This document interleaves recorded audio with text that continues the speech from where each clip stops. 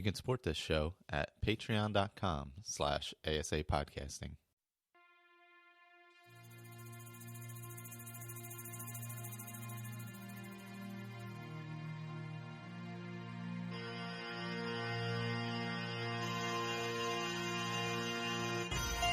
Welcome to a Skyrim Addict podcast, where I will discuss my adventures and misadventures through Skyrim. Join me. Add your stories, add your tales. Let's get into this thing.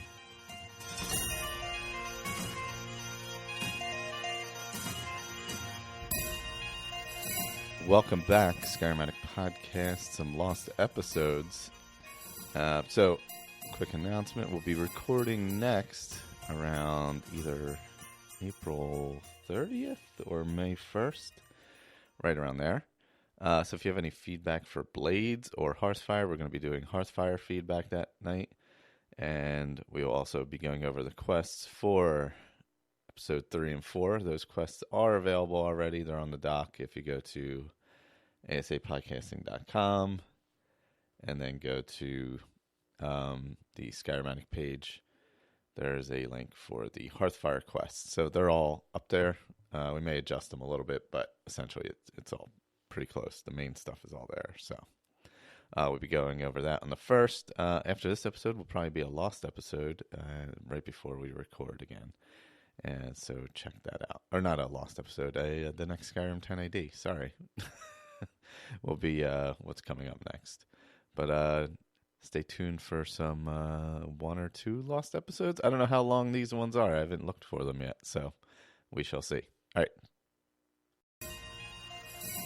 Hello. Another episode. I played some...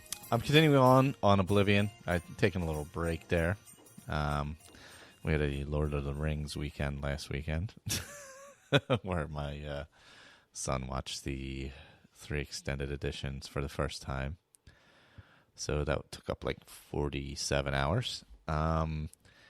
And then the 2 Hobbits also during the week. So, yeah, about 150 hours of Hobbitses this week. So I finally got back into Oblivion and finished up the Mage's Quest line today, as a matter of fact. And, man, so long. Holy Christ, so long. Because I'm like, I'm on the last quest. This shouldn't take too long.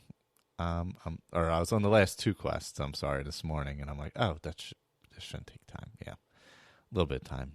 No big deal. Oh my God. It took me like half the day to get through all the quests, or through those 2 quests. So anyway, not sure where I left off, but I think maybe like Valtasen's Secret, maybe, which was a Elliot Ruin puzzle quest where you have to go. I think there was some kind of a elven helm in there.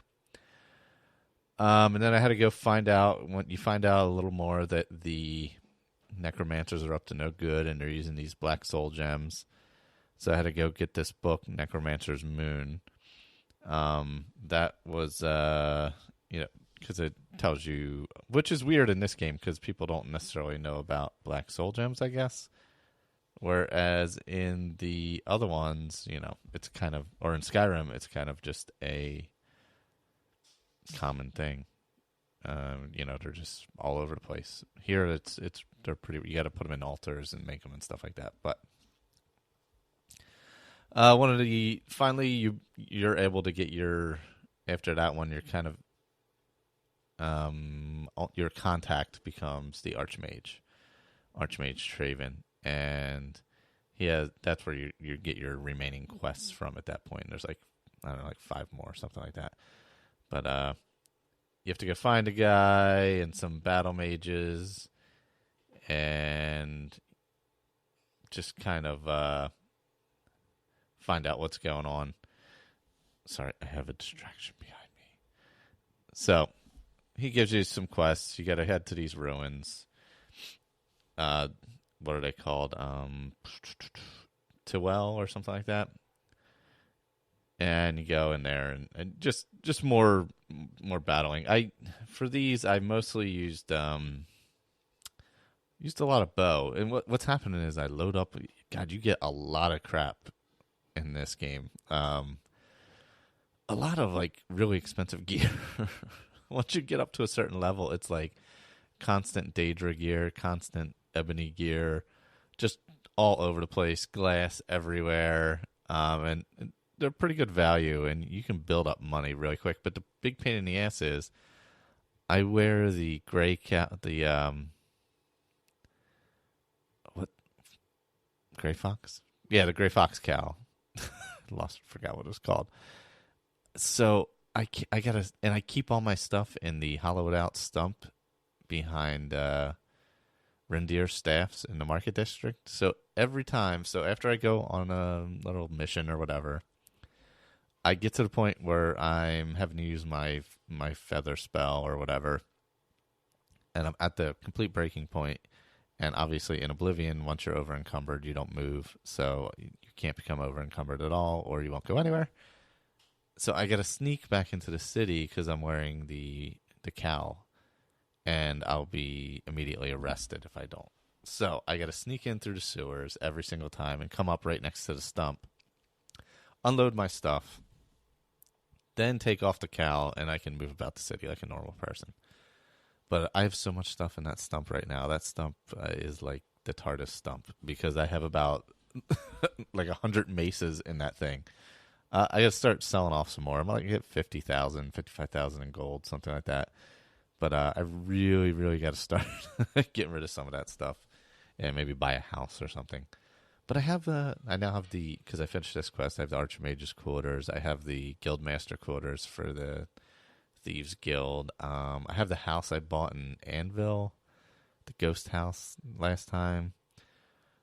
So I have places. The houses are not really as useful in this as Colin will actually mention in his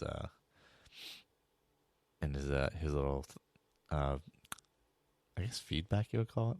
I don't like feedback because I don't like calling it feedback because it's not like they're just listeners. They're a big part of the show, pretty much. Colin's like probably does more than I do at this point. So we'll say his segment and Victor's segment. Yeah, so he kind of mentions that too. But yeah, the houses are not as useful as they are in Skyrim, where you have your enchanting table, your alchemy table, and all kinds of stuff. And you can add the garden. You can get some stables. All the things you can add to the houses in Skyrim. But anyway, so I continued on the quest. I had to go back to Skingrad to visit the Count over there. He is a vampire, and you have to get rid of some vampire hunters for him. There's a cave with some vamps in it, and a couple vampire hunters running around town. There's a multitude of ways you can do this. I decided I'm just going to go kill the vampires. And then I went back in town, and you can either kill the vampire hunters or tell them that you killed the vampires and show them some vampire dust. But I ended up killing one of the hunters first. Then I realized I could just talk to them and get them to leave. And I was like, all right, well, I'll just do that because I don't feel like getting arrested. So after that, Bruma, they're having an issue at their Mages Guild. So you head up there, and the place is ablaze. And you got to get in. You got to battle some... they're not... I guess they're like ghosts. We got to battle them. And help Jaskar get out. Jaskar, I think his name is. Get out of there. And he heads back to the college. And then you find out more about what's going on and how to stop what's going on with the King of Worms and the Necromancers. So you have to go get one amulet. There's a Necromancer's amulet. That, I believe, was all the way down by Leowen in a fort down that way. So I headed all the way down there. I fast traveled to Leowen and ran over. It wasn't too far. And the one for the Bloodworm helm, I think that was the one that was all the way up in like the northwest corner. That was a pretty good walk, and it was all the way up on top of a mountain. I may be flip-flopping which was which, but the one, what's his name, Irlan or Irvan? Oh, I forget the dude's name. I want to look it up. Irlav Dural. You always see him around the college, or the Arcane University, I should say. And, he's dead. So, but that was good. The final battle's pretty good. You're just mostly... It's mostly another dungeon crawl at the end. You go confront the King of Worms. You have this giant black soul gem, so he can't do his spell on you and make you do his bidding or whatever. And then you just gotta kind of kill him. But mostly you're just battling mages. I just use the bow most of the time, but it's a very very long quest. Some of the early ones were a couple puzzles in it. Does get a little bit repetitive, some of the Alien ruins and things like that, but definitely goes over a much larger expanse, and just loading up constantly on gear is killer.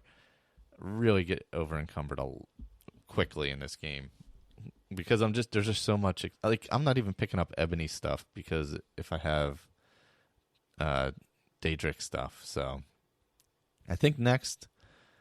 I'm going to hop off of Oblivion for a little bit and go into a Dead is Dead Skyrim, which I'll talk about in a bit. So I think that's my next move. I also did some of the Dark Brotherhood.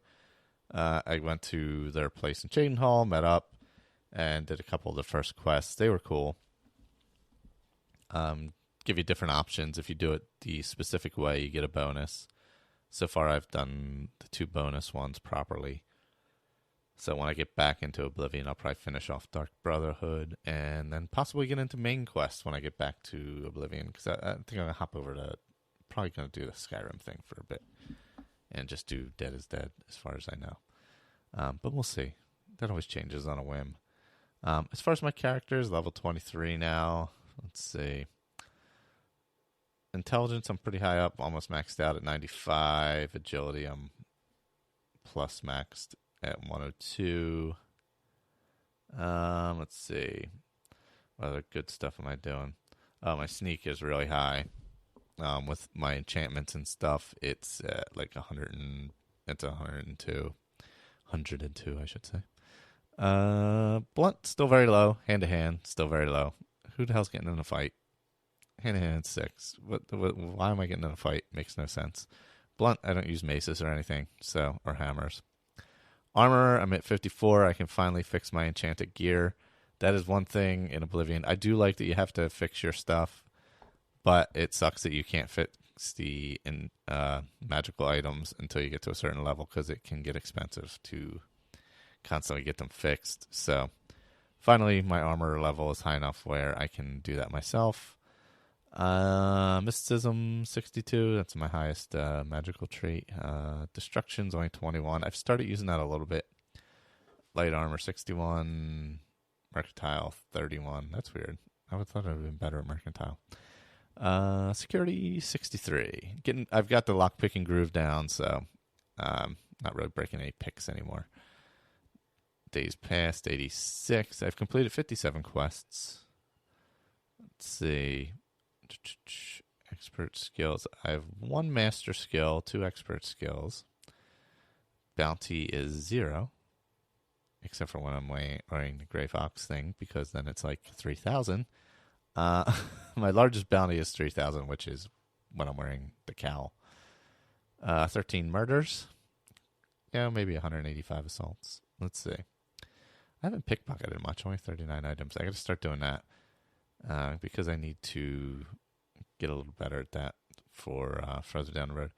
Yeah, because that's the one thing. There's not like radiant quests for the Thieves Guild. Like when you finish up in the other one, you can kind of keep going to build it up to prominence again. Once you're kind of done, it's kind of, you can steal to make money, but other than that, it's pretty much done. I've broken 673 lockpicks and picked 179. So hopefully my ratio is getting better from last time. But I don't know if it is. Still only found 1 artifact, and that's all I kind of got on there. But yeah, I'm definitely enjoying Oblivion a lot. I'm looking forward to getting to the main quest because it's been so long since I finished it, and I feel comfortable enough with my character now to do it. I have the chameleon armor, which is basically as good as invisibility in Skyrim, even though there is also invisibility, which seems like a waste in Oblivion, because why do you need both? But 25% chameleon, and then I wear a cowl, and I can see life detection for 200 feet. So that's my main gear for when I'm running around, because I can see things from far away and I can sneak really well. I can sneak through most places without being seen. Some things pick me up, but not a lot. I can pretty much sneak through a lot of areas wearing that kind of stuff. Bows, I think both of mine are ebony. One's got some kind of a shock and a soul trap on it, and one's got fire and soul trap on it. And and of course I have the Dark Brotherhood armor and stuff, but I wear that sometimes, not always. Usually I wear my chameleon stuff. But that's kind of where I'm at with that right now. So I think Colin has some Oblivion stuff, and then I'll have more to say about that. So let me throw that on right now. Hi guys, this is Colin, and I'm just sending in part 2 of my Oblivion feedback. This time I don't have to bore you with endless stats and statistics. Don't try and say that, it's a very odd word. So, I don't even remember what I was talking about last time, so I doubt you will, so I'm just going to jump straight in here out of nowhere. So I started off my Oblivion playthrough, and I've mentioned a couple of times in my Facebook, on the Facebook page, that I started and I stopped and I started and I stopped because I couldn't get into it, and then just slowly out of nowhere the story just grabbed me and just pulled me in, and I just couldn't stop playing. But when I first started, when I came out and started walking around the Imperial city, it was like too big. There was too much going on. It's like 5 Whiteruns all jammed into one place, with every NPC all being named and having like their own stories and their own quests. And I was like, oh, this is going to take an age. So it was a bit too much. So I was like, all right, that's it. I'm leaving. And I walked outside and just like picked a direction. Luckily, that direction was in the same direction as the main quest, so that gave me something to do as I was aiming for. But the very first quest I managed to complete, the very first one that I done, was just a little one called Go Fish. And I highly recommend this one. It's one of those really annoying quests that everybody hates. It's, apart from me, it's one of those ones where it's go grab me 10 or 20 of these and bring them back. I was like, alright, okay. Well, let me just like dip my toe in and I'll go off and I'll do this thing. So I'll go off, and it's kill 12 runmare or rumare slaughterfish. And you got to go off and go into the lake. But there's not hundreds of slaughterfish, they're scattered all over the place, like one here, and then like 20 minutes later you'll find another one. So it took forever. So I went off. I finally killed 12 of them, and I bring them back, and I give him these the slaughterfish scales, and he gives me this ring of water breathing, and it's worth like 2,500, worth like 2,500 septims, and that's huge for somebody's like starting off at I was level 3 or 4 or something. That was huge. I was thinking about selling it, but luckily I didn't, because it's really useful. It's paid for itself about 10 times over, because you nearly always have to end up going through a water part of something, and then if you go down deep enough in the water, you'll find a treasure chest, or you'll find something down there that's worth some money. So I would recommend doing that one. It'll be completely annoying, but it's well worth it earlier on. And even if you don't want to use it, you can still sell the ring for 2,000 something septims. So it's definitely worth it. Then after that, I just bounced around doing a little bit of the main quest. Then I had a look in with the Fighters Guild, but then did nothing with that one. And then started doing the Mages Guild, which is what I was sticking to most of the time. And I was just bouncing around from place to place.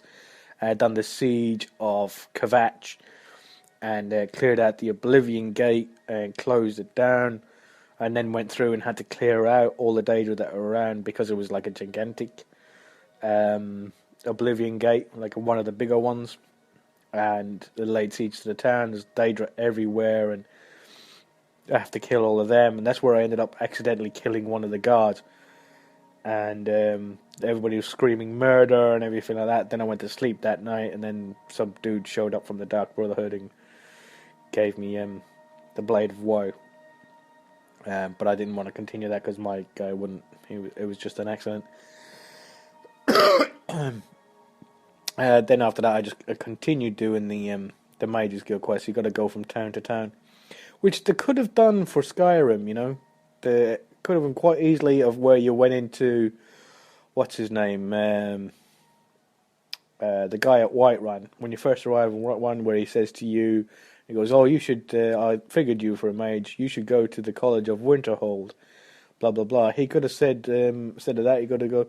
Oh, if you want to go to the College of Winterhold, you've got to go to the mage who is in the Jarl's Palace at all the other places. So you got to go to Falkreath and speak to the mage there. And I know there isn't a mage in Falkreath, but you know what I mean. Go and speak to the mage there, and you got to get his recommendation. Then you got to go Markarth, get Cal Selmo's recommendation. Then you got to go to Riften and get whatever her name's, get her recommendation, and then at the end of that, then you're allowed into the College of Winterhold. And you know, it's just that's, you know, they could have transferred that one over quite easily. But anyway, you go through all those different recommendations, and but I got halfway through this one and then just sort of like left it alone, just because I lost interest in it. I'm going to restart up it again soon. I've just gotten my staff, I think. Yeah, I just got on my staff, and I was travelling around, and then I think there's some sort of book I've got to go and get. Right. I've also been getting all the houses as well. They cost a ton in this game as well. Like most of them are around about the was it the Proud Spire Manor, like what should we call it, price range. Some of them go up to, like, you know, with all the furnishings and everything like that, go up to like 70 or 80,000. I think one of them was nearly, with all the furnishings, I think it was almost 100 grand. I think, but close to that anyway. And they don't do anything. You don't get any, like, apart from like the big ones. You don't get like an alchemy table or anything like that inside the house because you do that all on your own. You don't get a spell creation place. You don't get an alchemy, an enchanting thing either. So, but I did get a slave woman somewhere. Bought the house and she was hanging outside going, excuse me. And then I finally talked to her after running past her about 6 or 7 times and just ignoring her, and then talked to her and she goes, I'm looking for a job and I heard you just bought this house. I would make you a really good servant, blah, blah, blah. And you're like, oh, all right then. Yeah, you move in there. I've got some servant quarters, which I paid a ton for. I didn't actually know there were servants. Well, yeah, you go in there and you take care of my house for me. Awesome. And then there's a few other things then. If you hear of a guy, the Germain brothers, that's, or Germain brothers, that's a quest that just never seems to end. All it is some guy sitting in a pub, you talk to him, and he says, some people keep on telling me that they met me in this city, and I was really rude to them. I don't remember that, blah, blah, blah. Can you find out what's going on? And you're like, oh, right. And then you look in your quest journal and it says, this guy's so drunk, he couldn't make it to the front door, let alone make it all the way to this town. I'll find out, I believe him, I'll find out what's going on. And it turns around, it's his long-lost twin brother, blah, blah, blah. But it keeps on returning. You go back and something else happens, and then something else happens, and then they need to find this, and it's just endless. It's a really good, fun little quest, and you like the two guys, and the drunk one's really funny, so, it's well worth doing. And then I got into the pilgrimage quest, which you won't miss. It's hard not to miss. Every town you go into, somebody's talking about how this temple in Anvil, I think it is, got ransacked or got desecrated, and there's a prophet standing outside ranting and raving. Lunatics, as I call them. And you go and you talk to him, and then he gives you this special map where there's all these wastelands you've got to pray to. And you go along, and as you pray to them, then you get this vision, and then you find out that there's this bad dude, Umarul, is going to come and try and destroy the divines or destroy the conduit of the design. So you've got to travel all over these other places and get all his relics, all his armor. And each one of them has been blessed by a different divine and has different special enchantments on it. And you get them all. And once you have them all, you can go off and fight this Umaril guy. But this whole time you're creating an army. It's like recruiting for the Blades, but like it's on crack. Because there's like probably 9 of them, seeing as it's called the Knights of the Nine. But they keep on coming up to you and go, I heard what you're doing. Or you meet them during a quest and they go, oh, well, I can't believe you did that. That was so cool. Can I join you? Because I didn't do it and I feel really bad and I feel really guilty. Can I join the Knights? And you're like, yeah. Go back to the Priory. I'll meet you there and get suited and booted. And then at the end of the quest, you can pick them up as followers. But they're not named anymore. They just end up being like Knight of the Nine type thing. But that was a really good fight. You have to fight the guy twice, which is always good. You have to fight him in human form, and then you have to ascend up into a different plane with the help of Talos, and then fight him again. And then they think you're dead, and then they bury you, and then you go, you bury you in a crypt, and then you come back out of the crypt, and you're like, oh, hey man, I'm not dead. They're like, oh, cool, he's not dead, way, and like, then everything's all fine, and you get this unbelievably cool armor, which has got like endless buffs on it. On like animals don't attack you. It increases your health, increases your fatigue, gives you resistance. Restoration is fortified. I think every single piece there's like 9 pieces.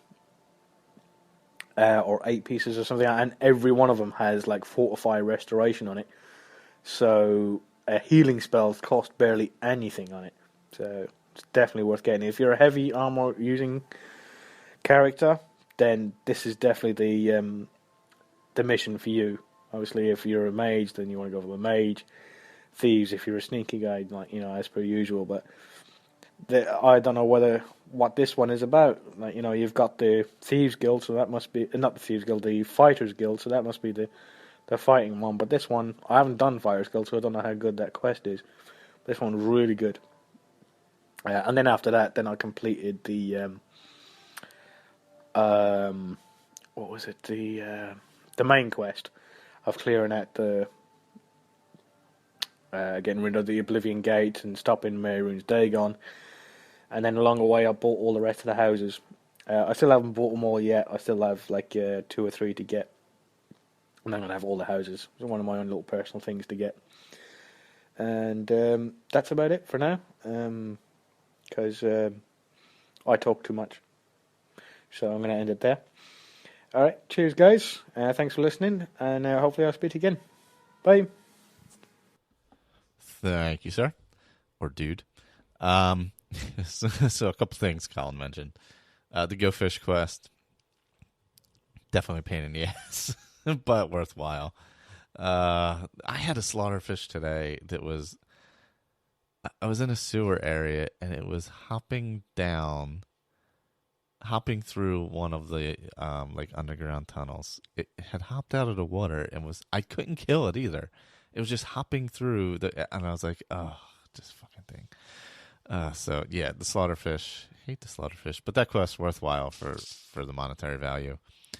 And like he was saying, it took him a bit to get back into or get into Oblivion. I felt the same way coming back to it. To get into groove and really get into the stories because the mechanics of it are so much different. I really like the mechanics of Skyrim much better, but I really like the story that's in Oblivion.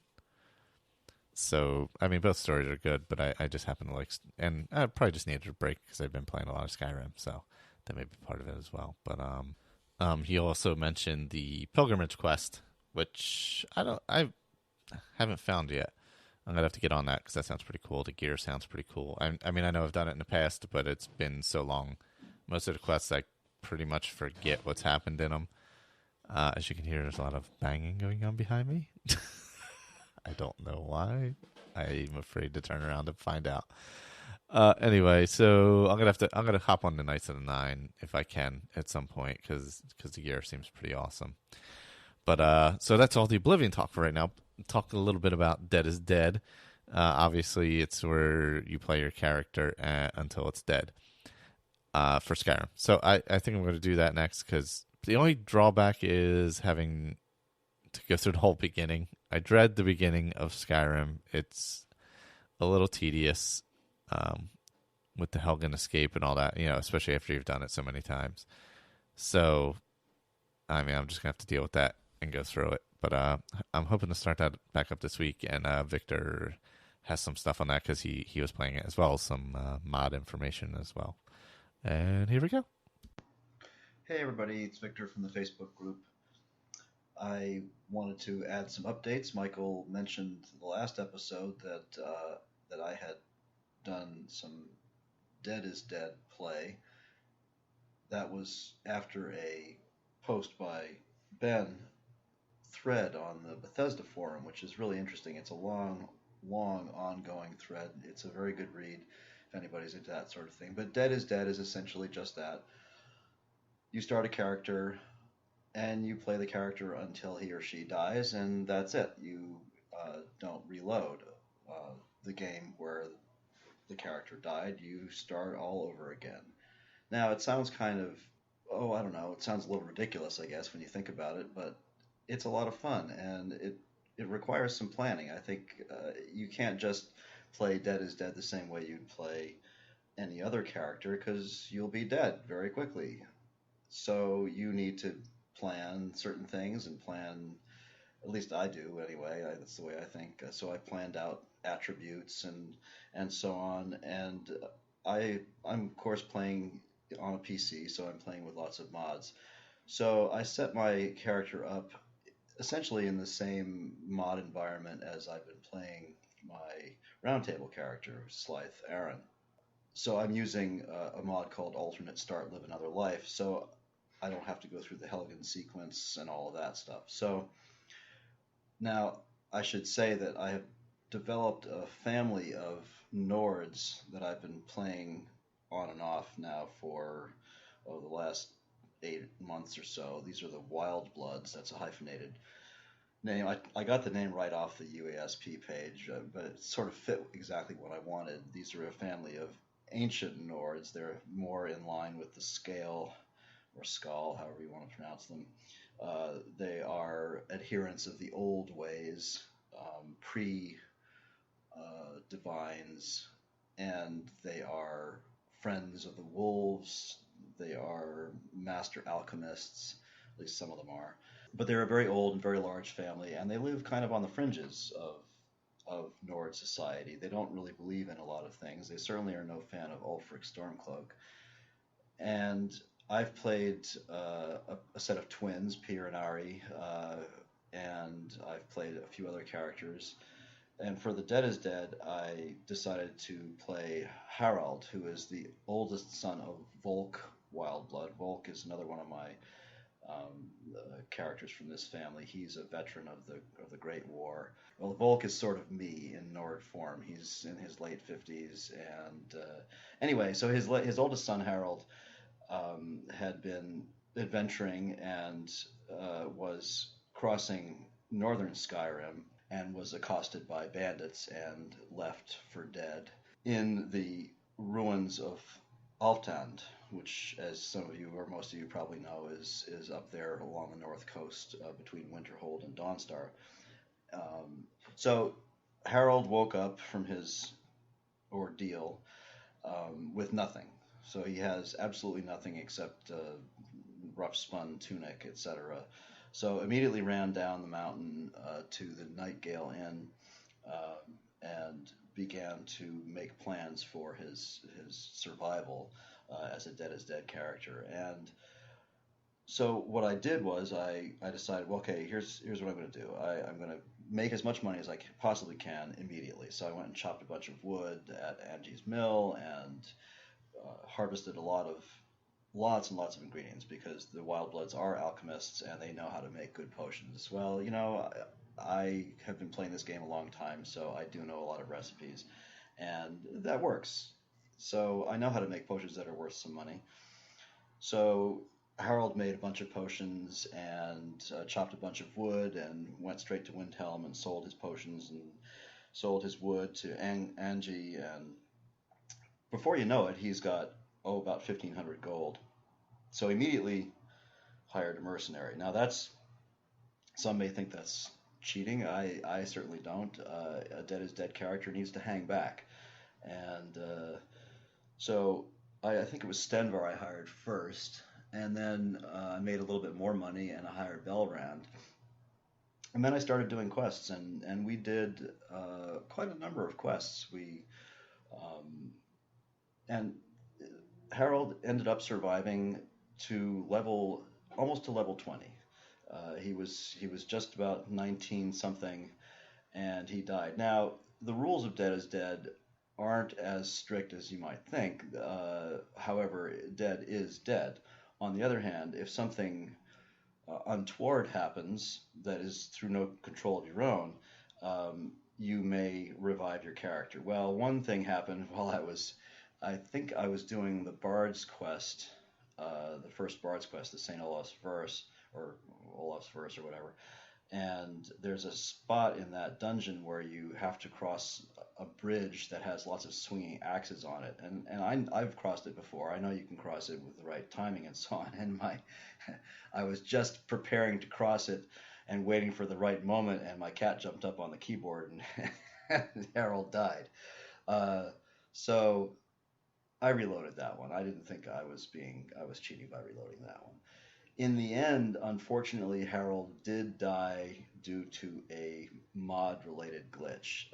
I have loaded the Helgen Reborn mod, and in the course of events, I've played Helgen Reborn a couple of times, played it through. It's a really wonderful mod. But I guess I'd never done the Civil War sequences along with Helgen Reborn, and there are several branches of Helgen Reborn. You can play it several different ways.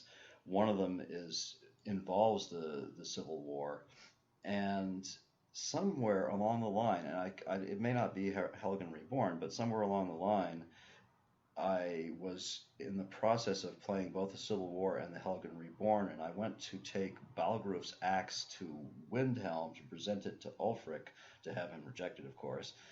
And when I arrived in Windhelm, I was just essentially attacked by every guard in sight and killed immediately. Totally unexpected. That doesn't happen when you do that part of the quest. You're not supposed to be attacked. You present the axe, he refuses it, you go back to Balgruf, and things happen.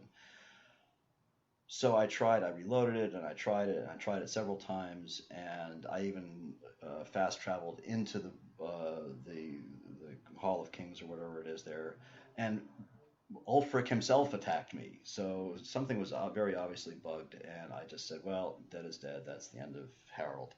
I will play him again, but so I have to say I really enjoy the Dead is Dead play. I've done it now with several other Wild Bloods. With not as much success. Harold was my greatest success in my first one. I've made it to level 3 here and level 6 there and so on. But it's a lot of fun. And obviously you can get invested in your characters, and you can save them if you wish. But if you're not playing on a modded system, I can see where it would get a little frustrating to have to go back through the Helgen sequence time and time again. But when you're playing with the mods, and you can play with the alternate start mods like Unbound or Live Another Life, it makes it a lot more fun. So I would recommend it to anybody. It's a lot of fun to try, and you should give it a shot, but definitely plan ahead. Think about your strategy. Hang back. You don't want to. It's not a good idea to play a run into the melee type character if you're playing Dead is Dead, unless of course you're very skilled like Colin, who I'm sure could last until level 60 at least with a Dead is Dead character playing two-handed and all kinds of other amazing things, and using clear skies to just clear everything in sight.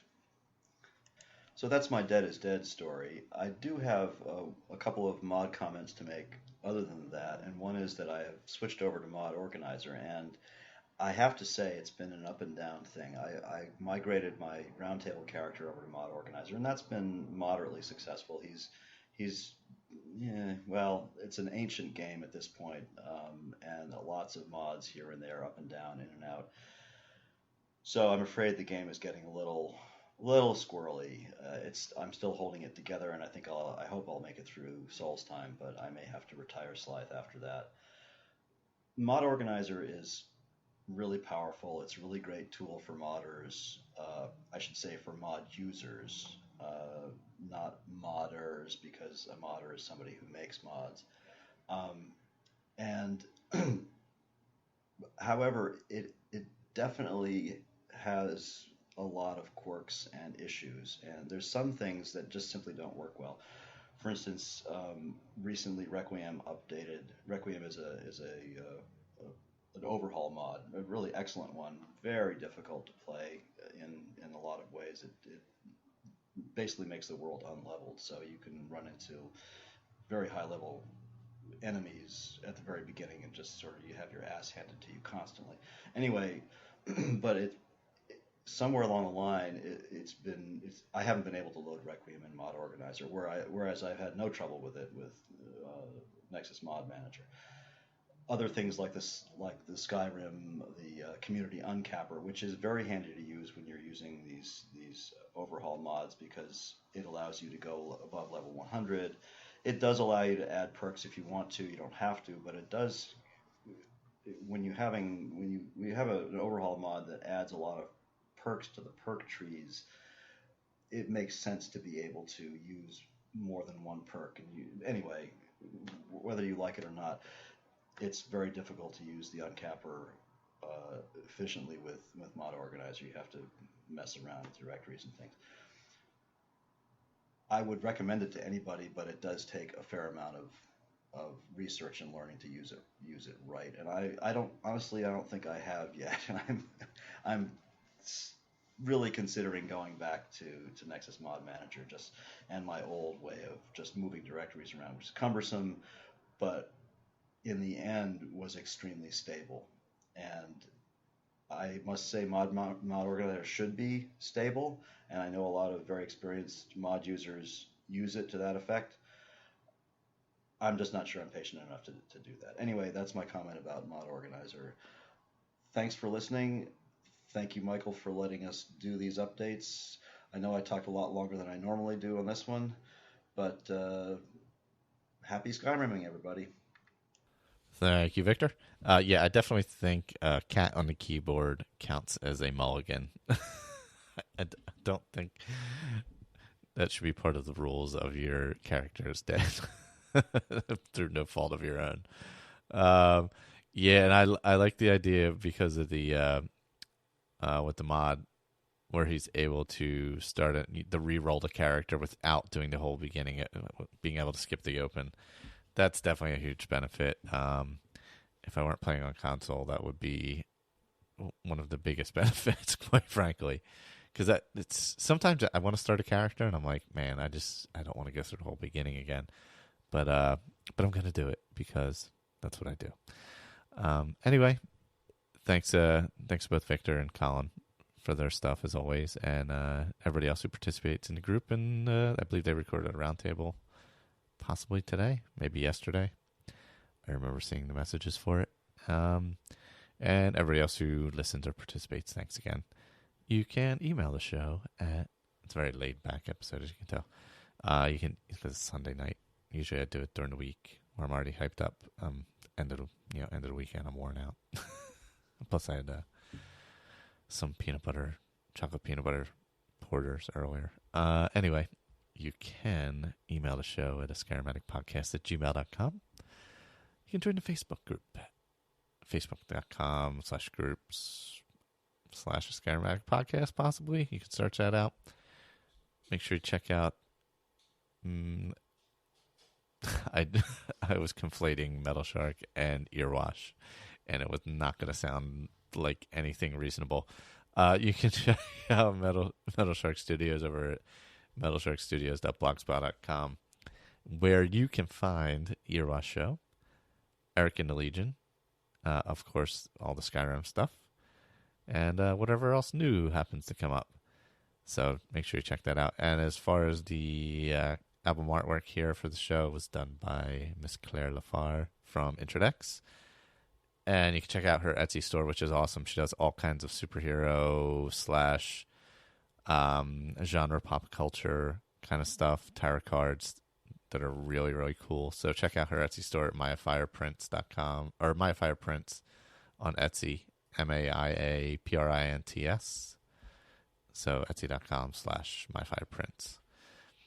Print as in printing, not as a prince. I don't know how my accent makes that sound. Otherwise, I think that's it. Is that everything? There's a Twitter. I don't use it so much because I'm balancing like 3 Twitter accounts currently, Skyrim being one of them. So it's sometimes it gets forgotten. Sometimes it gets left behind. It's a sad, sad thing. There should be a new Chatterbox coming out this week. I think the last time I recorded, I said there was going to be a new one. Yeah, we never recorded that week, but we did this one, and I'm actually going to edit it right after this. So that's all I got this time. Thank you as always for listening and joining in, and I'll talk to you later. Yes, the Skyrim Addict podcast has returned to Skyrim. Yeah. Started up Dead is Dead. So far, still alive. We'll have to, I think I'm like at level 21 now. Spoiler alerts, I haven't died yet.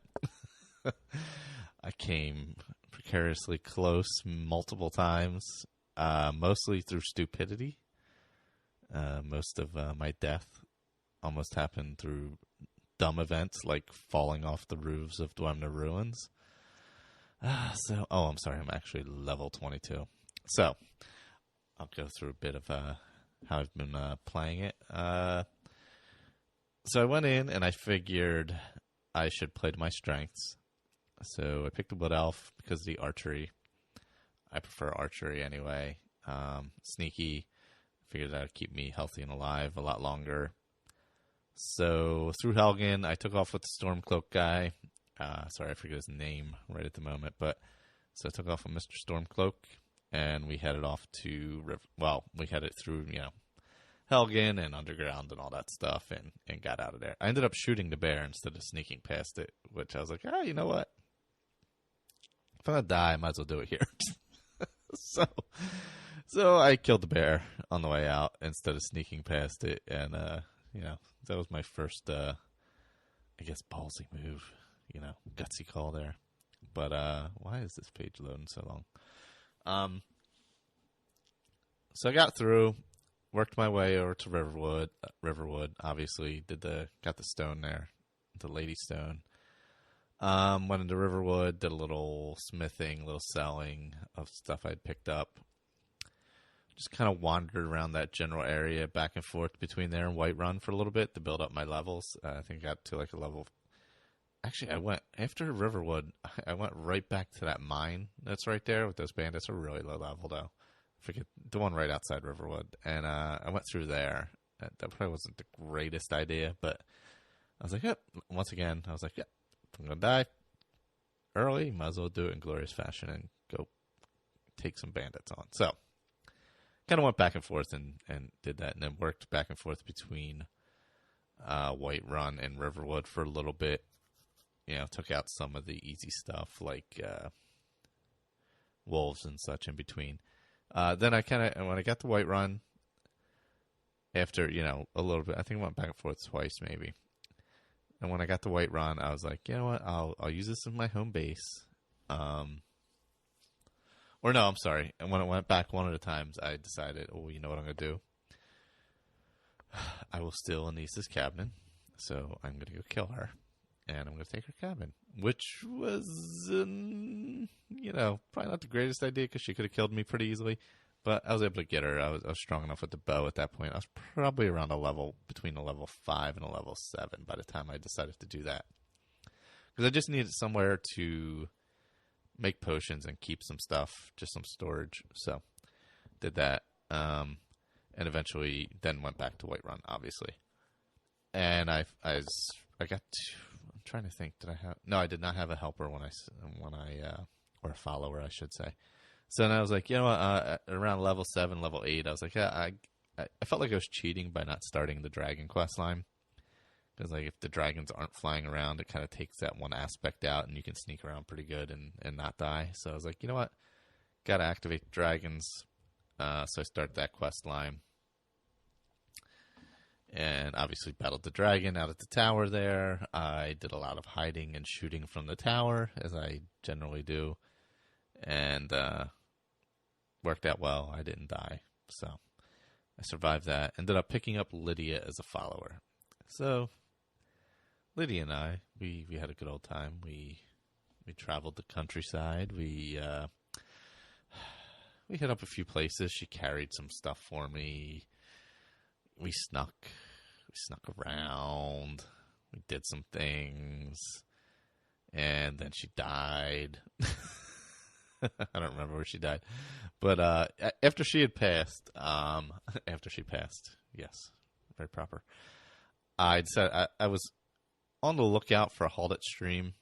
I always forget where it's at. I always think it's south and it's north, but after she died, before I got to level 10, I was like, you know what, let me get up there and get the transmute spell so I can work on my smithing. Because that'll get that up real quick. Plus, I will be able to make some money on some gold. So I did that. Ember Shard Mine is the one outside of Riverwood. But, so I got up there, did that whole battle. What was funny was, on the way up to halted stream, something happened, and I think 2 frostbite spiders, I don't know if it was spiders or wolves, I think it was wolves, started attacking me, and I accidentally hit a horse that was around, and the horse chased me like all the way to what was I just talking about? Jesus Christ, I forget the name of the place. It chased me all the way back to the halted stream. How can I not remember that? And I wasn't that close to it. I was like halfway there from Whiterun, and it chased me all the way there. I'm like, son of a bitch. But it kind of worked out well because I like ran in there and ran out real quick, and I went and hid, and the horse ran in and killed everyone who was outside. So the horse ran in, killed all the bandits that were outside. I didn't have to do anything. I literally sat on a hill behind a rock and just watched this horse kill everyone. I'm like, well, that kind of worked out well. So I watched the horse gallivant off after eventually it was not mad at me anymore. I went in and, of course, looted everybody, and then snuck inside, took out that guy sitting by the gate, went down the hill, shot one of the lanterns and torched the people on the floor, and then snuck back and forth and took out the chief. A shot here, a shot there. I think it's going to make 3 or 4 shots. I'm playing on expert, so I'm being pretty careful for the most part, except for the dumb things I do. At one point, I was when I first started exploring, I was real low level, maybe like before I activated the dragon thing or did the dragon quest. I was just exploring west of Whiterun there and go through the caves and all, I did the one with the bandits. I forget what that one's called. And then I was like, oh, Broken Fang. I forget what's in here. Let me go in here. Oh, this is vampires. Let me leave. I got in there and I'm like, not good. I shot one of the vampires in the back and it did like almost no damage. And I'm like, this is probably not a good idea. I need to leave. So I ran away. And I have not been back there yet, but I'm sure I can handle them now. Same thing with Grey Winter Watch. I went in there. I think there's maybe that's where Lydia died. No, I think Lydia survived that one. I had a follower at that point, and I believe it was Lydia. But So I went into Grey Winter Watch, and I'm like, I forget what's in here. Why don't I ever go in here? There's a bunch of trolls.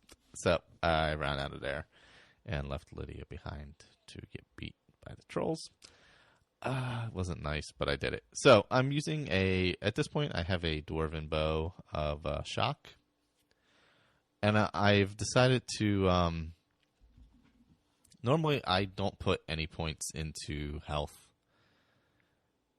But right now, I've kind of split it up. I haven't put that much into stamina, which I usually do just for using the bow, for aiming and things like that. I like to have some stamina. And I usually put almost nothing into health at all. And right now I have 170 health, 210 magicka, and 130 stamina. So I've put most into magicka, obviously, because I've been using some destruction, some conjuration, obviously restoration, illusion, obviously, and some alteration. Yeah, for oak flesh, muffle. I need to work on the destruction a bit more. I've been using it some again. I was using it a good bit in the beginning. I kind of fell off of it a bit as my archery got a little better. But also I'm using heavy armor, which I don't usually use because I don't usually need it. But I was like, you know what? If something happens, it would be good to have heavy armor.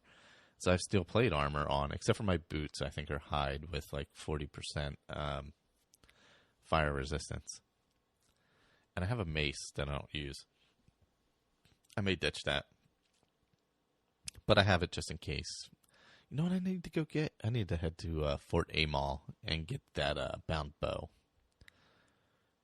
Because I have soul gems and stuff, but I don't have any soul trap enchantment. I haven't found one yet, randomly. So I think I need to head to, because I have to go over to Iverstead anyway to head up the mountain to see the Greybeards. So I think I'll have to make a little jaunt over there to Fort Amal and get that bound bow and just start using that because it has the soul trap built into it.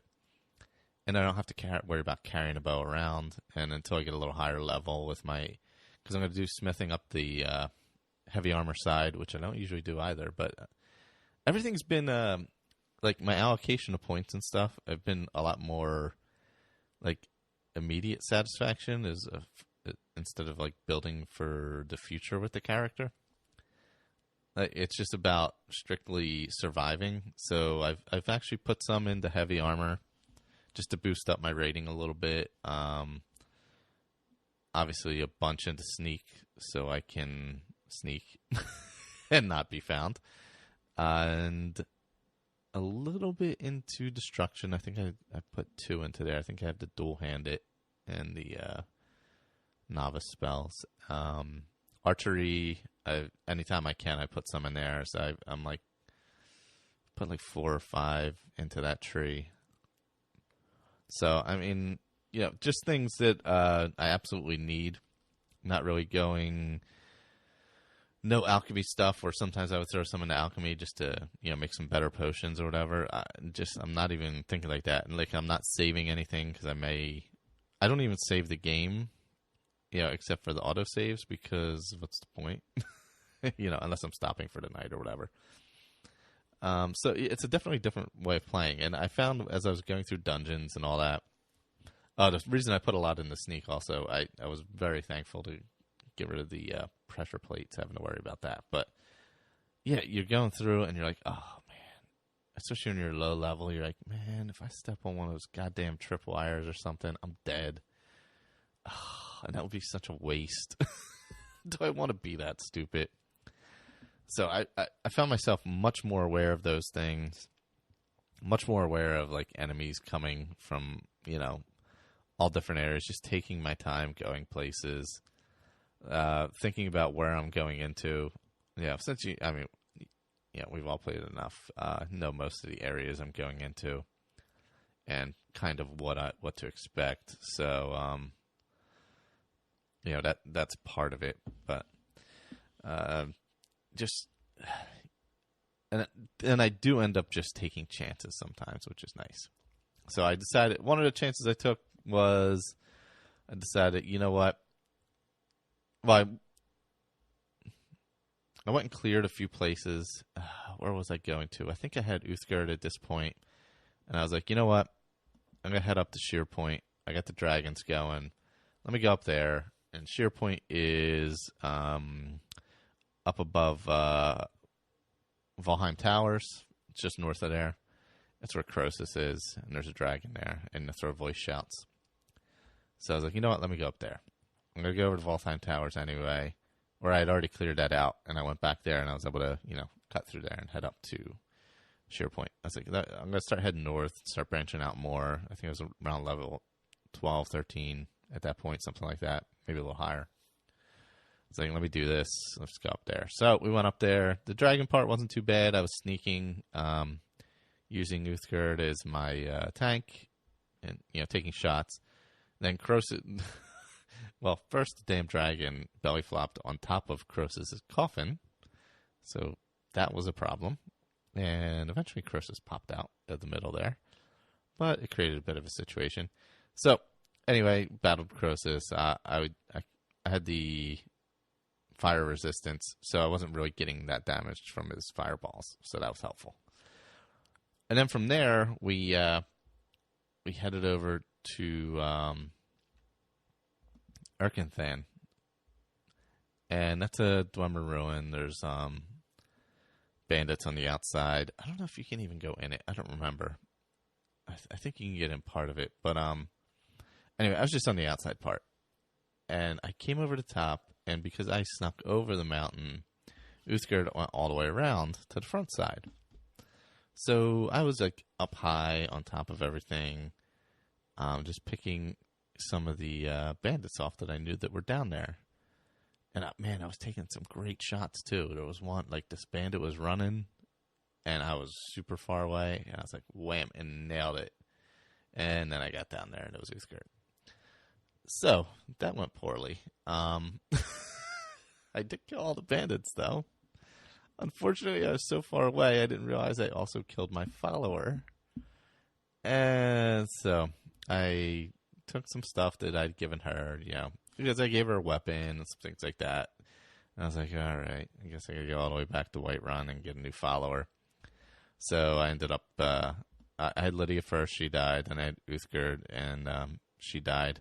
And now it's me and Jen picked up at the archery shop there in Whiterun. Drunken Huntsman. Sorry. Couldn't remember the name of it.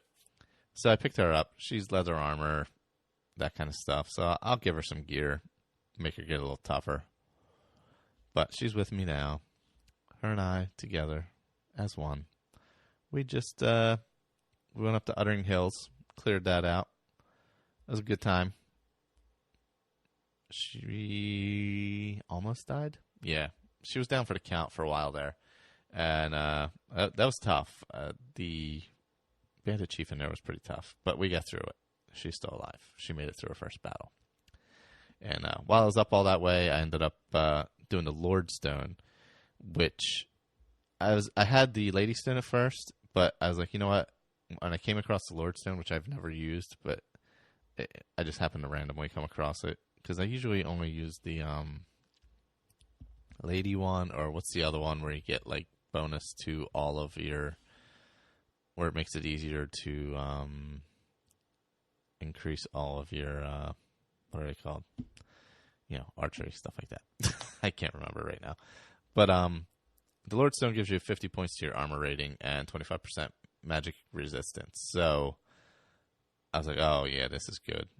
I need to do this. I need to do this a lot. So that was one of the good ones that I picked up there. Ended up at Hall of the Vigilant is up that way. Mehrunes Dagon Shrine is up that way. I passed Dim Hollow Crypt, which I did not go in. Oh, and there's some bandits, of course, at the Lordstone that you got to pick off, but they weren't anything particularly difficult or anything like that. So I'm having a good time in the playthrough. I'm not sure how much longer I'm going to live. At Erkenthan, I almost died after I killed Uthgard. There was one bandit left alive. But I fell off the top of one of the buildings and had like the tiniest little sliver of life left when I landed. And I was like, oh boy, that would have been a really stupid way to die. But, and also earlier on I was in a cave, one of the bandit caves, and there's like a mine shaft that goes straight down in the middle of the floor. I fell through it and landed between two bandits that started beating the hell out of me. So I immediately began drinking potions and just ran my ass off out of the cave. So that was another good time that I had. But I'm really enjoying Dead is Dead. It gives you a whole different perspective. You think about things more as you're going through them. I focus on different things. I'm using the heavy armor, different enchantments I'm using as opposed to just, increasing the proficiency of my bow. I added some health and things like that. That way to, kind of protect myself a little more. And, just putting the points into health and instead of stamina. That's just a big difference from how I normally play it. So, and I definitely played to my strengths because I think if you're going to do Dead is Dead, just do it. What you're most comfortable with, play to your strengths. It'll make it much easier, to say the least. But you do get comfortable at times. You still forget, and you get comfortable, and then something really stupid can happen, and you can die. And I know it's going to happen. Like one of those helicopter things in one of those Dwemer ruins. The helicopter blades are going to chop you up. I know it's going to happen. I'm just going to go running. I'm going to forget, and it's going to happen. I just hope it happens at a higher level where I have enough health to survive it. But we'll see how this character goes. Probably have another episode of it. I assume I'll probably die by then because I'll probably forget and do something really ridiculous. Both Colin and Andrew sent in feedback about it. And oddly enough, we kind of had all three of us had kind of similar approaches with playing the characters. Obviously, Colin a little different with he likes swinging a hammer. Loves swinging it with two hands, that man. But spoiler alert, I already listened to both of their feedbacks, so I'm going to add them on the end here. But yeah, there's a lot of similarities you'll see where people took similar strategies. Build up some money early, play to your strengths. I think Andrew used Denise's cabin. Colin, I'm not going to spoil it, but he used a weapon that he doesn't usually use. But I think it's interesting how it takes you down a kind of a different road. So I have an idea for another character that I may do after this. It's a character, I don't know how this is going to work out, that never goes to any of the cities. I don't know what that would be like. Like I could live out of like one of the cabins or something, like Anissa's, for instance. Break into places, steal things like that. Scavenge for my livelihood. But I'm wondering what quests I would actually activate by not ever going to the towns. So I think I may do that after I'm done my Dead is Dead playthrough. Just get kind of a survivalist character that never becomes part of society, is always on the outside. Maybe I would sneak into towns like Riverwood or Iverstead or things like that, where you could sneak in and not be noticed and break into places and steal stuff. That I might do, but just avoid all the main cities. Not that anybody really doesn't try and avoid Markarth anyway, because who wants to go all the way out there? But that's kind of an idea I have for another playthrough. It just randomly popped in my head the one day. I was like, you know what? I wonder what that would be like. I'm sure it would get boring pretty quick because you're never gonna have a lot of quests to go through. So, but anyway, that's kind of my thoughts for the future.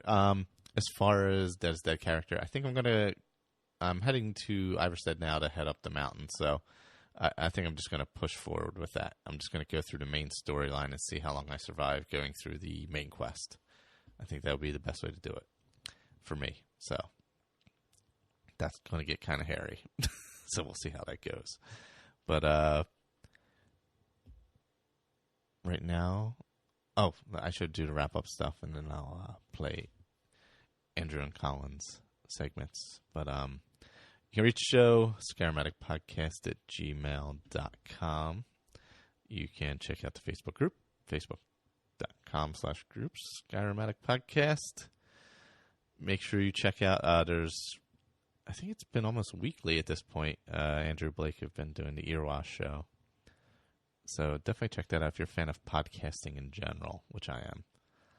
Definitely head over there and check that out, as well as Eric and the Legion, the audio comic book podcast, which is pretty cool. So check those out. I should be recording again next week. Right now my wisdom teeth are, well, one of them is screaming. I really need Uthgerd to punch me in the face and knock it out. Because that's what it feels like right now. So, anyway, if you have any feedback, send it to the show. If you want to do an iTunes review, that'd be awesome. That would be cool. Otherwise, I will talk to you all next time. Stay tuned for Colin and Andrew later. Hi, everybody. This is Andrew from the Skyrim Addict podcast Facebook group. And I thought I would just call in really quick and give a brief update on a new character that I am playing. I started a character for the Dead is Dead project that Victor suggested and Michael was talking about in the most recent episode. And so I decided I would jump in and create a character and play along. I have created an Argonian because I've never played an Argonian before. And it is a light purple Argonian, and no, that is not a euphemism. And the name of my light purple Argonian is Dead is Dead. I thought that might work out since Argonians have weird naming patterns anyway, and it helps differentiate my character from the other ones I have save files for so I don't accidentally delete a character like a couple of our partners for the Roundtable have done. Tisk tisk. And so my light purple Argonian, Dead is Dead, and I picked the Argonian because they have the hist skin power, as well as that I haven't played them before, so I thought it'd be fun.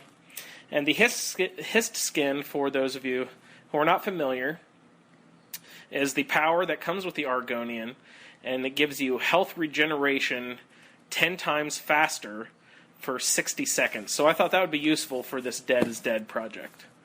Out of Helgen, I followed Roll-Off at Helgen, and when I got out of the dungeon there, I just went over to the lake and activated the Lady Stone, and the Lady Stone gives a health and stamina regeneration more quickly, so I thought that would also be useful for the Dead is Dead project. So I headed over there and activated the Lady Stone, and then I met my first victim when I came upon Anissa's cabin. So I went into the basement and was looking around at all of her stuff and found the letter that said, oh, she's a witch and she's looking to start a coven. So when I popped back up out of the cellar, Anisse said, oh, now you know my secret, and she attacked me immediately. So I killed Anisse, and now I am starting to set up shop at Anissa's cabin, which is a great beginner house. It doesn't cost you anything, and all the storage in the basement is safe.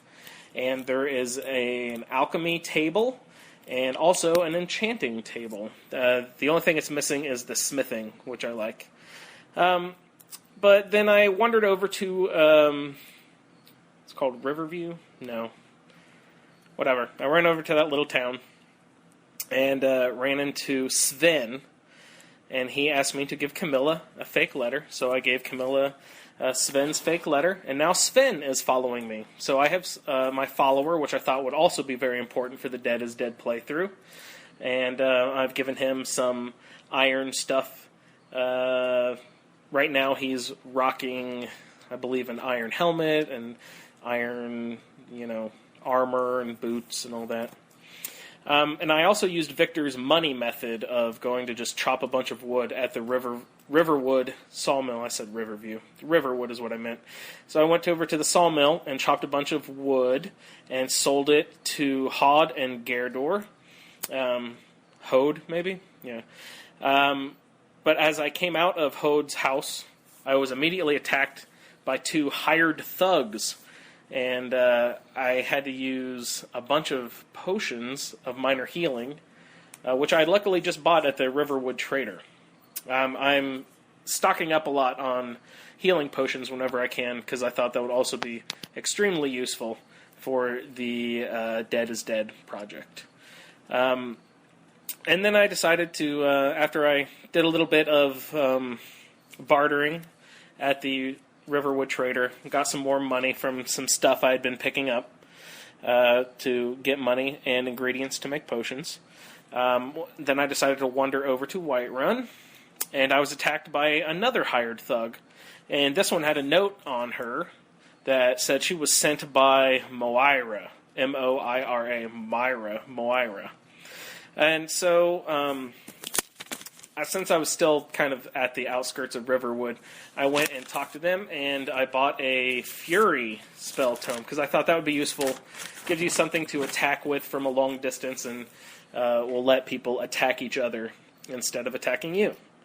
And so I ran all the way to Whiterun, and on the way, I was conflicted on where to invest my perk point, because I was sneaking around and I leveled up. So I was like, well, I'm going to be making lots of health potions, so do I want to start investing my perk points into alchemy, or do I want to invest it in restoration, because I'll also be using healing a bunch, I'm assuming. And I decided to go ahead and invest it in alchemy. And then I went into the alchemist there in the courtyard up in Whiterun, and I bought some ingredients and used her alchemy table and made a bunch of potions, health potions. And then I went to Adrienne outside of War Maidens, and she asked me to deliver a sword to her dad up at Dragon's Reach. So I went and delivered that sword for her, and then I can buy stuff from Adrienne. And then I noticed that she already had a Warhammer of Souls, which cost 502 gold, I think, something like that. And I was just under that because I had went and bought more potions and ingredients. And so I went to chop more wood, and you can, outside of the Bannered Mare, there's a wood chopping pile, and you can just sell that inside. And that's a good way to make money early on in the game. So I chopped a bunch of wood and got a bunch more gold, and went back down to the to War Maidens and talked to Adrienne again. And I purchased the Warhammer of Souls, and I already have a couple of soul gems that I picked up along the way somewhere. Maybe I stole one, I think, and maybe I purchased one at the Riverwood Trader. I'm not sure exactly where I got it. But then I went up and talked to the Jarl in Whiterun, and he sent me to talk to the court wizard, and they were telling me to go to Bleak Falls Barrow. So I have that all going on. And on my way to Bleak Falls Barrow, there were two bandits out on the countryside who I saw headed towards me, and I saw an elk off in the distance too. So I loaded up my Fury, and I was trying to shoot the bandits, but accidentally hit the elk. But the elk actually attacked the bandits for me, which was pretty cool. So he was trying to hit them with his big, beefy antlers, and he didn't last too long. The bandits killed him pretty quickly. But they, entertained the bandits long enough for Sven to get up there and get a couple whacks in, and then I came up, and I have I smithed up an iron mace so that it is in fine condition right now. And so I just took a couple whacks at each of them, and they did not last too long. And that gave me some more armor and stuff that I could collect off of the dead bodies. And like I said, I'm using the Argonian for the hist skin benefit power. So I have been pumping that up anytime someone comes by. But yeah, I just walked into Bleak Falls Temple, and I've seen some guys off in the distance, but that's where I've stopped for now. And I will try to go through and get the Dragonstone for Farengar. And right now I'm at level 3, and I'm not sure if this is too early on to start all this Dragon Quest stuff. I don't know if I'm going to get my butt kicked inside a Bleak Falls Temple, but that's where I'm leaving it for now. And again, this is Andrew signing off for my light purple Argonian character named Dead is Dead for the Dead is Dead project. And I encourage everyone to go ahead and sign up for the Facebook group And if you are interested, we are also looking for new participants for Season 2 of the A Skyrim Addict podcast roundtable up in Solstheim. So if you're interested in that, give us an email at skyrimroundtable@gmail.com. And thanks for listening. Hi guys, this is Colin. I'm sending in some feedback on my Dead is Dead character. I saw the original post from that Ben put up. Followed a link through to that, and that was some of it was quite funny. Some of it was damn impressive. And then I was reading the subsequent post that Victor was putting up, and I was itching to start a new character. So once I saw that, I was like, definitely, I'm in. Same with, and then was it? And also that Michael was starting one as well on the show. So I thought, well, yes, great. That's all the reason I need. So I started my my new character, but because it's a Dead is Dead, I wanted to be as strong as I possibly could and know what I was doing the whole time. So I started off with a character I've gone through a few times, and that was a Breton character. I like them because they're 25% resistant to magic, and they start off with the Conjure Familiar spell. So I was specialising in two-handed heavy armour, Conjuration magic, and Alteration magic, because Alteration magic will add to your magic resistance, all the way up to you start like absorbing magic from hostile spells. So that gets really helpful later on when sort of like when you're being blasted by arch conjurers and things like that. Whenever they hit you with a magic spell, it basically charges up your magic, so you're not always constantly having to take potions and that. So I started off and went off with Hadvar, and I found I was hanging back a lot more, a little bit worried. And rightly so. I've been playing this character on the PC, and I've got a few mods installed. The combat one I've got on? I've taken Skyrim off, and I've installed Deadly Combat. It's a little easier to install, and I prefer the vanilla trees, the perk trees. I prefer those than I do the Skyrim ones. But I also got a couple of. I installed the Helgen Reborn questline, but I couldn't activate it yet because you can't have it activated when you're running through Helgen. You've got to wait till you finish that. So I heard Victor talking about that a few times, so I was like, oh, definitely sounds something I want to get involved in. So I've loaded that up. So running through Helgen, as I said, I was a little bit tentative, but I found a Warhammer pretty early on. I think it's the first two Stormcloaks you meet inside Helgen Keep. One of those had a Warhammer, so I took it off him. Excuse me.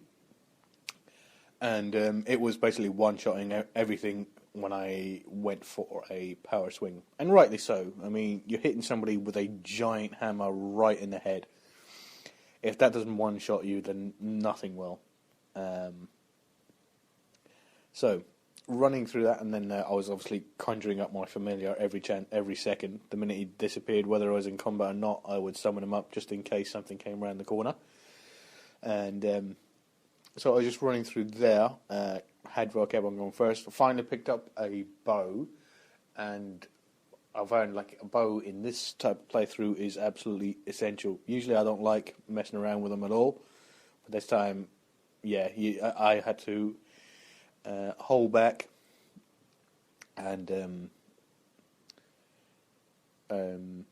sort of like pop a few things off, especially with the spiders. I didn't know how I was going to react. Oh, speaking of spiders, I have this other mod. It's called Immersive Creatures, and this is a huge mod.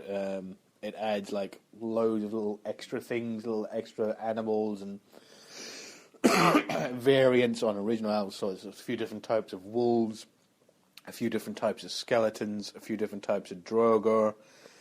All adds little things, and it's called Immersive creatures, which I think immersive now has just become a tagline for mods. It's not actually doesn't actually mean anything anymore. It's just a tagline that they put up. But adds loads of little creatures. So I killed the spiders that come down. Well, Hadvar done most of it. I think I took out 2 of them with the bow and arrow and the wolf. So I go down and I start looting because I want to get the poisons, because I want to do as much damage before they get anywhere near to me as possible. So I'm going to use the frostbite poisons on the bow and things like that. So I kill the spiders, and then I start going for the spider eggs. So I get 1, I get 2, I go to this other one, I take the spider eggs out, and then all these tiny little frostbite spiders come flying out of it, about 4 of them. Little tiny ones. Like the size of your average house spider. Start running, but they're all sort of like, hit as hard as like a normal spider. So I got down to about half health from that, and I was like, thanks for that, man, whoever made that mod. So I was running away, healing up, and Hadvar came running back and sort of like took them all out.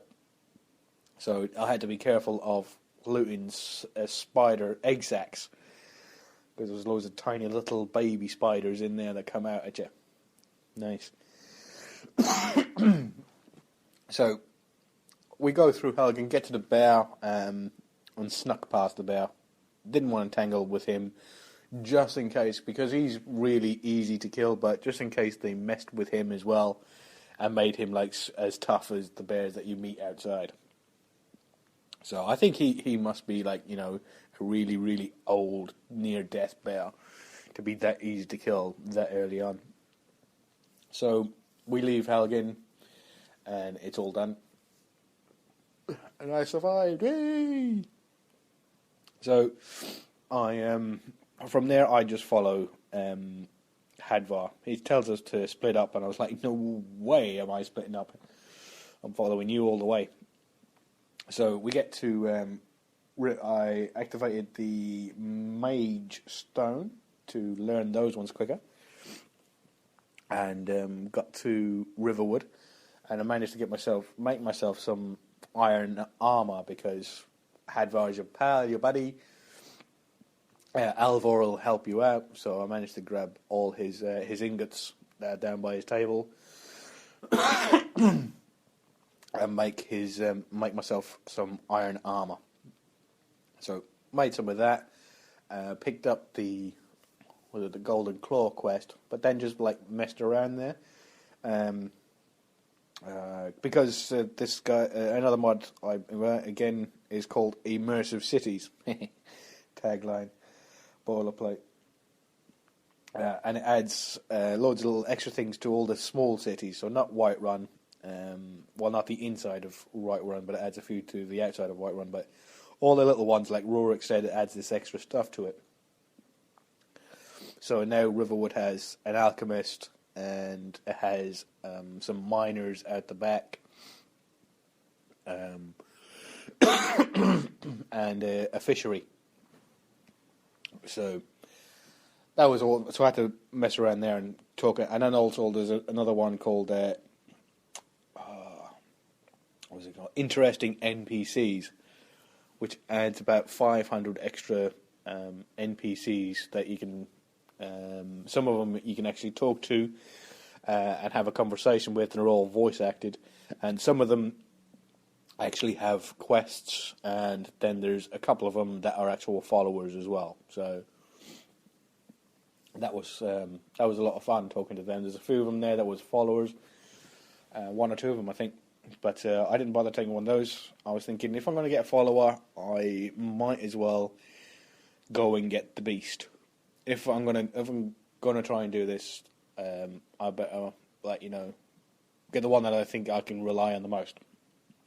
So I headed straight off to Whiterun, and instead of going to Bleak Falls Barrow first, I went to Whiterun and spoke to Farengar and things like that, and then went into the Bannered Mare to try and get Uthgood. But she beat the living crap out of me, because I was only level 1 or level 2 at the time, so she beat the living snot out of me. I was like, right, fine. I didn't want a Hoxie follower anyway. So I get the quest, and I was like, well, there's no point in putting it off any longer. So I went off to. I was thinking about sort of like building up, going here or there, but no matter where you go, you're gonna get you're gonna be pretty outmatched. I was only on expert, but you're gonna be outmatched by the boss. So if you go to any bandit cave, you're gonna have to go halfway through, and then should I go? No, I won't. So I went off to Bleak Falls Barrow. And those bandits are all level 1, pretty easy. So I take the few out at the tower, grab all the stuff, run back to Riverwood, sell that, and then run back up again. And then decided, I can't be bothered with that. So I get up and I go through Bleak Falls Barrow. Keep on using Oak Flesh, kept on using Conjure Familiar. Because I forgot to buy the Conjure Flame Atronach from Varangar. The only time when I remembered it, I was already inside Bleak Falls Barrow. That was a completely wasted trip. Oh no, I didn't have enough money because what's her name? Took my $100. Old Uthgard took my $100, so I couldn't afford the Conjure. Excuse me, I'm just dying. So, I'm going through Bleak Falls Barrow and using Sneak in heavy armor, patented, trademarked. And then I was using the bow and the arrow, which is pretty essential. You have to use it. When you're doing this, try and do as much damage before they get to you. I think I said that. And I was using the poisons, the frostbite poison I got. But I suck at bow and arrow. I couldn't hit them. Not unless they were 2 foot in front of me, and by then it was too late. They're already on top of me. So I had to run back outside, get a bow flesh again, and get the warhammer out, and wait a couple of minutes and go back inside, because they didn't follow me out. And then finally got one of them with the bow and arrow, and then had to take out the other one with the warhammer, which again just one-shots them, so it's pretty good as long as you can get close to him. So I was going through there, I got to the frostbite spider, and got him down with with frostbite poison and the bow and arrow, which was quite good. And I released what's his face, and he ran off, got killed. I was holding back quite a lot, and then I kind of changed, because it looked to me, as long as I could get them distracted long enough, and I could hit the Drogo once with the warhammer, it would take them out once with a power swing. So I started changing up, so I would conjure the familiar, wait until the Drogo engaged it, and then ran in, and then power shot, and took them out in one hit. But the problem came when there was more than one of them, because they would pretty much one-shot the familiar. So I was like, right, okay. So then I had to make sure I got all of them out of the way, bar one, then conjure the familiar, distract the guy, run in with the warhammer, knock him out. Which worked until you got to the restless Drogo, and then you couldn't one-shot those ones. Luckily, I found that out with the bow and arrow, because it didn't hurt him all, and I was like, it hurt him a little bit, but not enough. I was like, well, definitely, I don't think I'm going to take him out with one shot, so I had to keep on running away, and led him through that trap, that swinging gate trap, and even that didn't kill him. I still had to hit him a couple of times with the bow. So that was a lot of fun. It was very slow going, a lot of thinking, making sure that, the way behind you was clear. Those traps, the swinging blades traps, they are terrifying when you're playing a Dead is Dead. Really didn't like the looks of those, but got through them. I took a hit from one and it didn't kill me, so I was like, oh, thank God we can actually take a hit. But I had prepared beforehand. I had making sure I had I didn't have my spells out or my hands out, so I could sprint as fast as I could. I cast Oak Flesh on me just a second before, and I sprinted and I waited and see if I could time it just right. And then I think it was on the second one that I timed it wrong, got hit by the last one, but it didn't kill me, so thank God for that. I got to the last room with the Druid Death Overlord, and the easiest way to him is just run away from him, conjure the wolf, which he kept on one-shotting every single time. The wolf couldn't hurt him because as soon as he got close, he'd just swing with a two-handed sword, no less, and knock the wolf out.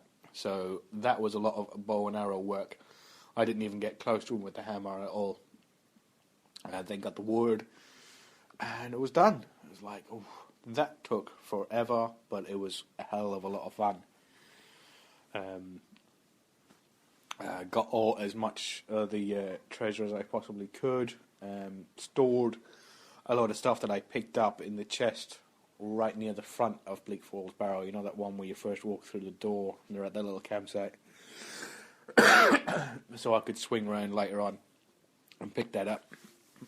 So I get outside, go through the back way, and I get outside and it's like I think it's like 7 o'clock in the evening, so it's just getting dark. And I was like, well, I don't want to be out here in the dark. So I grabbed that little post on the side, and as I there's a whole other ruin I have never seen before in my life. To the left of the exit. I was like, what the hell is that? Did I miss this? But no, it was added by mod, so there's some ruin there that I've never seen, and the door's blocked off by some magical spell, so I'll have to find out what the hell that is by talking to everybody. So I come out, run across the river to where the fisherman is, just next to the standing stones, and ran down and ran into Riverwood, straight into the inn, which, when you get to the inn, at that particular point, what's-her-face, Delphine isn't there. So you can't hire a room. The old guy behind the bar tells you, oh, you can just sit there until morning. I don't mind, I won't bother you. But no, you can't get any sleep. It's like, you scumbag. So, after that, I saved and turned off and went off to get some munch, get something to eat because I was starving. Then I got back up, came in and reloaded, waited inside the inn for a bit until about 7:30, I think, 7:30 in the morning, I think it was, to make the run into Right One. And I came outside, and in the middle of a vampire attack. A master vampire was laying waste to half the town. I think 3 of the interesting NPCs that had been added were already dead by the time I got outside. So I pulled out my warhammer and ran straight at him and then promptly died. The end. So that was my dead is dead. So fried chicken is not good for dead is dead characters, because you come back after your dinner and you turn into a total moron and you run at master vampires when you're level 8. By the time I was done with Bleak Falls Barrow, I was level 8, and I was going good guns. I was really enjoying it. And then I just couldn't believe how stupid I was, because I just literally came outside and seen the dead NPCs on the floor. I was like, right, I'm going to get you. Pulled out my warhammer, ran straight at him, and went in for the big swing, but he had taken like nearly all my health already before I even got there with that drain life spell of his. So that was fun. I then started a second character, pretty much straight after it, which then kind of ruined the intro for me, because I didn't start off with the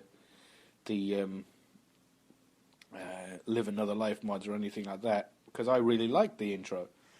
But then the second time going through it, it's not that I didn't like it, it was that I'd just done it. And it kind of, I don't know, cheapened it in a way. Because, you go through the whole lot and sort of like, that's what you base your character on when you first start off. And you got outside and, it kind of cheapened it. So instead of going through, and my second character running through Bleak Falls Barrow, I was like, right, I'm just going to, instead of waiting until I get to level 10 to start off Dawnguard and go off there, is I'm just going to head straight to Riften and work out of Riften until I get to level 10. And then head down to Fort Dawnguard. So I get to, I run through Helgen, the thing, and then instead of going to Riverwood, I don't even go there. I just run outside and run around the other side of Helgen, and then run up and go past Hamar Shame to get to Helgen. Not Helgen, to Riften. And that took a bit of time, it was a little bit scary. Got to the Alchemist Shack, made some potions and things, and picked up some iron armor again, but this time off a dead bandit that had sacked a Khajiit caravan. There was a caravan on the side of the road, and they're all dead, and there was these bandits waiting for me as I got up there. An ambush, but luckily I got out of it. I got all the way to Riften and decided, right, I'm going to get myself a follower. And I thought, well, who's the best one in Riften? And I thought, well, might as well go for Mercurio, or Mercutio, or Mercurio, whatever his name is. So I managed to scrape together enough gold. Literally, I think I had like 600 gold. And I just paid 500 quid just for him to join me. I was like, come on, let's go out. So we got a quest from the steward, and I went outside, and I was just like looking around the area.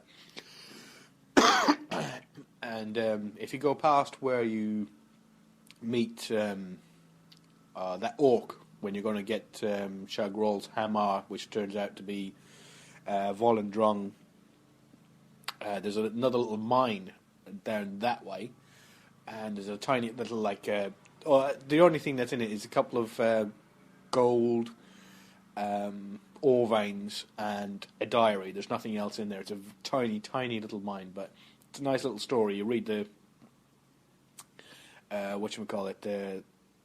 the diary, and it adds like a little story, and then you have a look around and you find this area that I think you're supposed to get there using World Sprint, but if you try again, you'll eventually be able to jump up to where you need to go. And there's a little gold ore vein in there. So I started mining my gold, get some money together, and then something that's very similar to a Storm Atronach called a Gold Ore Guardian came out of the ore that I was mining, and I was in the middle of mining, and it sprung up behind me, and there was nowhere Mercurio could get him because, as I said, I had to jump and things like that, and it smashed me in the back of the head and killed me. So that got to about level 3. After that, instead of going through Helgen again, I used this, because I was going to use a Breton anyway, I used the save of the one that I just exited Helgen. I used that one and thought I'd run off, and I was halfway to Riverwood, and then I decided maybe going at this blind, because immersive creatures add so much, and the NPCs and was it the interesting NPCs. I've had so much extra that I'm just playing like this isn't working. I'm not having fun anymore. So that's the end of my Dead is Dead for now. I think if I do it again, I'll do it on the Xbox because it'll be a little bit easier because I know exactly what's coming instead of with this one where I'm sort of like all these different extra mods adding things. I'm not too sure what's going on, so I'm a little less prepared. So I think I'll do it again. It won't be for a while now. I'm going to stick with this character for a bit and play through him, but not as Dead as Dead because he's already died. He went through Bleak Falls Barrow, got annoyed at something and smashed it, and then something came out from behind him and killed him. So, but I carried on with him anyway. So I'm going to be playing around with that character for a while. But I'm already getting bored of him because, again, I've done Breton. So I think I might actually delete him and then start off with an Argonian or something like that. Something new, something different. All right. Cheers, guys. Thanks for listening. And if you did, if you just skipped it, then... and I'll see you in the Facebook group. Cheers, guys. Bye.